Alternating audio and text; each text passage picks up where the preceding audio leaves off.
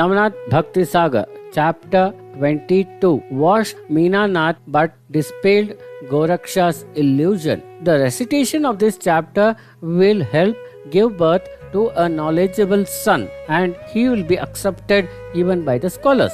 The Uparichar Vasu reminded Mandakini of her original name and Singhala island. He told her all this happened due to the curse. Now I am going to take you to Singhala island. You should stay there in situ. After 12 years, Lord Indra will perform a yajna which will be attended by Navnaths and gods. That time Machindra and Meenanath will meet you. Make your maid named Dharimba the queen.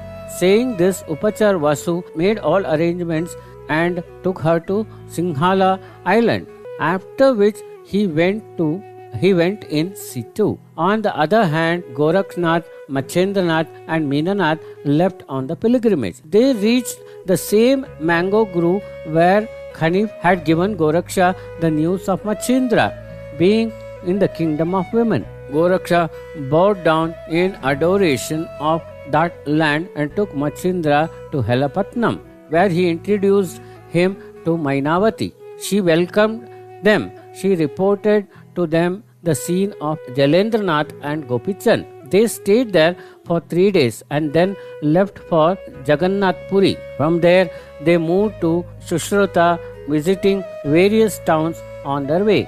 There in the village, Goraksha had gone to solicit alms. They were staying on a bank of a river out of the village. When Goraksha returned, Machendra asked, I have left Meenanath on the other side of the river to defecate. You take him to the river.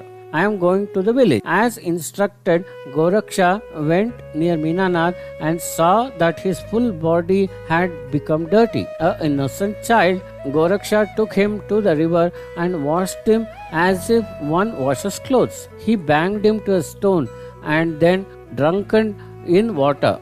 The child died. He threw the child's body and the flesh in the water for the fish to eat. He thought he had done a benevolent act. He peeled the skin and washed it nicely. Now I have washed the child clean, he thought, and kept it on the roof to dry. Machendra returned from the village and asked Goraksha, How are you sitting so relaxed? Where is Meenanath? I cleaned him and I have kept him there on the roof to dry, said Goraksha. Machendranath couldn't control the grief and fury. He hugged the skin and started crying uncomfortably. He started abusing Goraksha, on which he replied, Guruji, why are you laminating so much? Why such affinity towards this perishable life? Why are you even getting angry on me? What happened to your state of atheism? Okay, then take your son.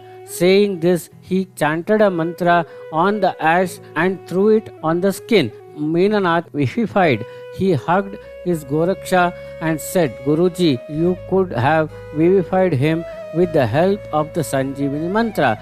Then why did you keep crying needlessly? You are an ascetic. Don't you know Meenanath is just a phantasm for namesake? Then on that Machendra said, You are just now crossing the boundaries of this illusionary world. If the body of Meenanath is an illusion, then isn't my crying also an illusion? And when is the illusionary body got dirty? Why did you feel disgusted? Won't the dirt also be in illusion? Killing Meenanath, being happy to have fed the fish, feeling the being benevolent, all this is also a part of illusionary world. Whatever you felt was right, and when I cried for Meenanath, then he's just an illusion. Gorakshanath stood aghast. He realized what his mistake was. Machendra had got married just to release Hanuman from the oath. All that had happened had not affected Machendra's ascetic life. Realizing that, Goraksha felt ashamed. He thought to himself that it's my delusion to have thought that I pulled out my guru from worldly pleasures. He touched Machendra's feet and said, Guruji, it's my fault. Machendra replied, I tested you. Now you don't feel bad about it. Here we come to end of Navnath Bhakti Sagar chapter 22.